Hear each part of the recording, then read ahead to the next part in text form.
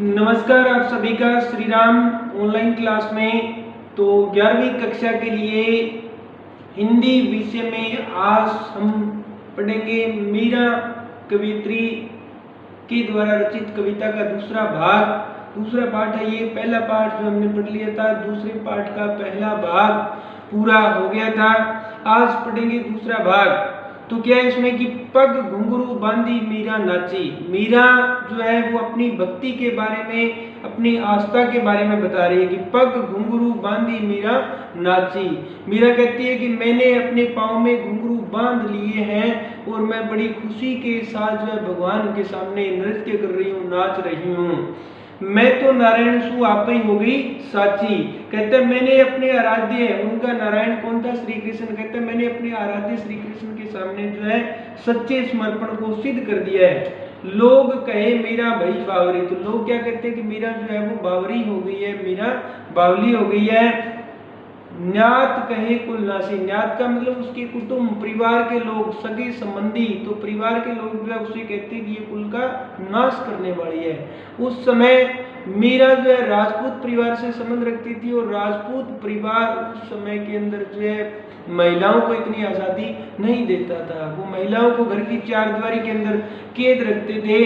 परंतु मीरा ने अपनी जो है किसी प्रकार की लोक लाज की मर्यादा को जो है छोड़ते हुए, उसका पालन न करते हुए वो जो है निर्भीक मंदिरों में जाती है, सत्संग करती है, जो है साधु महात्माओं से बातें करती है। इस कारण से उसके परिवार के लोग, उसके समाज के लोग उसका जो है बड़ा अपमान करते हैं, उसके लिए बड़े कटु शब्द कहते हैं कि लोग कहे मीरा भई बावरी। लोग कहते हैं कि मीरा जो है वो तो बावली हो गई है, वो पागल हो गई है। और उसके परिवार के लोग जो है कहते हैं कि वो तो ये तो कुल का नाश करने वाली है। और विष का प्याला राणा भेजा। और उसका ससुर तो इतना क्रोधित हो जाता है कि वो जहर का प्याला बेचता है। इस कारण से वो बड़ा क्रोधित हो जाता है। पीवत मीरा हंसी।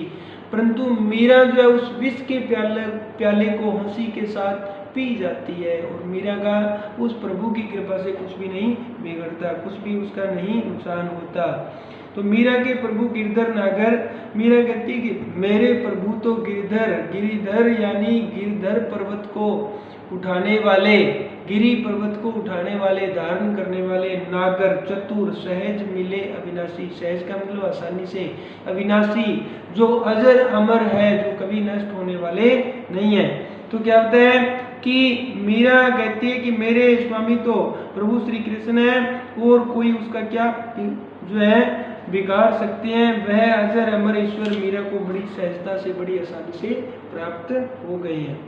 तो विशेष इसका ये बनेगा कि मीरा का अपने प्रभु या अपने प्रीतम, अर्थात वो अपने जो है इष्ट देव को अपना पति के रूप में उसको पूजती है।